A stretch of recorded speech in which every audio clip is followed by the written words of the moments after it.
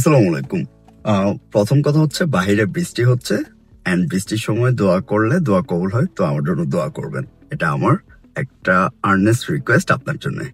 Well, আমরা অনেক ভিডিওসে বারবার শুনতেছি যে আপনার অকুপেশনটা স্কিল ইন ডিমান্ডে থাকতে হবে বা স্কিল অকুপেশন লিস্টে থাকতে হবে। ওয়েল, স্কিলড অকুপেশন লিস্টে থাকার পরেও কেন স্টিল যারা গ্র্যাজুয়েটস অর যারা এইখানে অস্ট্রেলিয়াতে লেখাপড়া শেষ করে জব করছে পার্মানেন্ট রেসিডেন্সি নিয়ে স্ট্রাগল করতেছে? এইখানের মেইন শুভঙ্করের ফাঁকিটা কি, বা কোন জায়গায় ল্যাক অফ নলেজ বা ল্যাক অফ এক্সপিরিয়েন্সের জন্য মানুষজন পার্মানেন্ট রেসিডেন্সি সর্ট আউট করতে পারতেছে না? তো আমি দুইটা ফ্যাক্টর অ্যাকচুয়ালি নোটিস করছি, তো ওইটাই শেয়ার করি আপনাদের সাথে।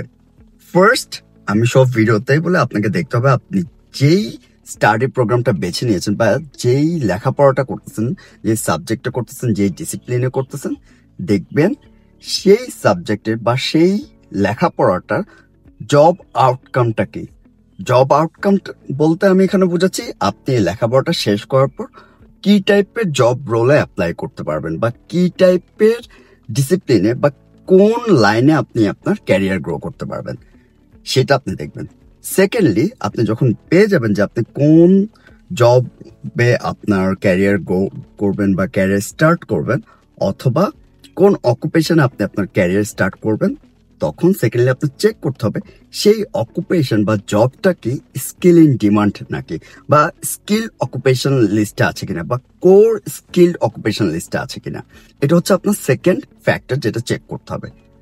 থার্ড, আপনার চেক করতে হবে সেই অকুপেশনটার জন্য কোন স্টেট থেকে কত পয়েন্টসে ইনভাইট আসতেছে। এখন এইখানে একটা শুভঙ্করের ফাঁকি আছে। মনে করেন অ্যাডমিন ম্যানেজার একটা স্কিল অকুপেশন লিস্টে, আমি জাস্ট একটা এক্সাম্পল দিয়ে আপনাকে বোঝানোর চেষ্টা করতেছি। লেটস সে অ্যাডমিন ম্যানেজার একটা স্কিল অকুপেশন লিস্টের অন্তর্ভুক্ত একটা অকুপেশন।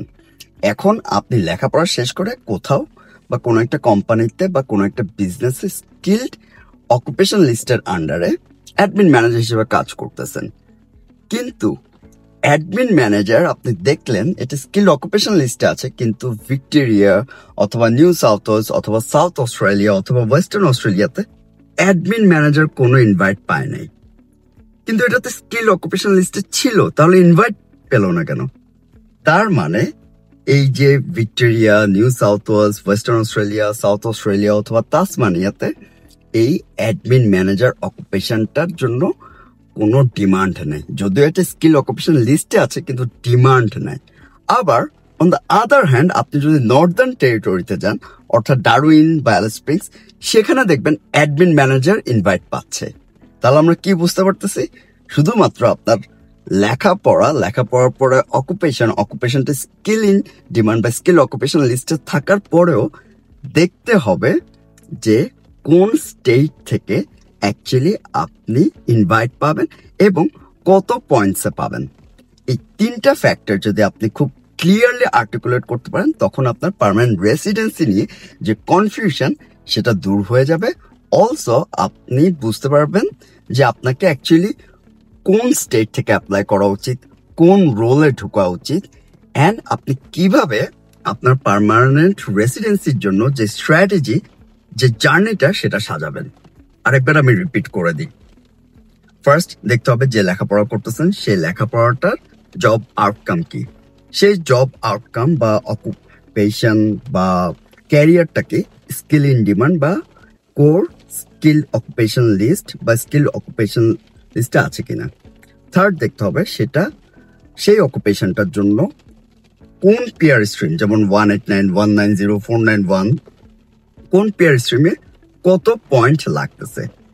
ফোর্থ, দেখবেন পয়েন্টটা কোন স্টেটে লাগতেছে, Victoria, New South Wales, South Australia, Western Australia, Northern Territory, Tasmania, সেটা চেক করবেন। অ্যান্ড সেটাকে মেট্রো সিটিজ থেকে, অর্থাৎ metropolitan cities like Melbourne, Sydney, Adelaide, Perth বা ডারউইন, ওগুলো থেকে আসতেছে নাকি, ডারউইন কিন্তু রিজিয়নাল বাই দ্য ওয়ে, ওগুলো থেকে আসতেছে নাকি রিজিয়নাল, যেমন যদি মেলবোর্নে বলে যে বেন্ডিগো, বালারাত, সিডনি যদি বলি উলঙ্গন, আলবেওয়ে।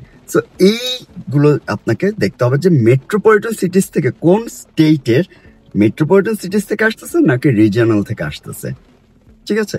সো এইভাবে যদি আপনি সবকিছু বুঝাতে পারেন তাহলে আমার মনে হয় আপনি আপনার পার্মানেন্ট রেসিডেন্সি নিয়ে আরো বেশি ঘাটাঘাটি করতে পারবেন, আরো বেশি ইনফরমেশন মানে পাবেন। ইন কেস যদি আপনার কোনো কনফিউশন থেকে কোনো হেল্প লাগে আমি তো আছি, feel free to get in touch with me. And বৃষ্টি হচ্ছে, আবার রিকোয়েস্ট করতেছি বৃষ্টির সময় দোয়া কবুল হয়, সো প্লিজ আমার জন্য দোয়া করবেন। আর আরেকবার রিপিট করে দিই, লেখাপড়ার পর কোন জবে ঢুকবো, সেই জবটা কি স্কিল ইন ডিমান্ডে আছে কিনা, থাকলে কত পয়েন্টসে ইনভাইট আসতেছে, অ্যান্ড কোন স্টেটের কোন এরিয়া থেকে, মেট্রোপলিটন নাকি রিজিয়নাল এরিয়াস থেকে আসতেছে। Thank you.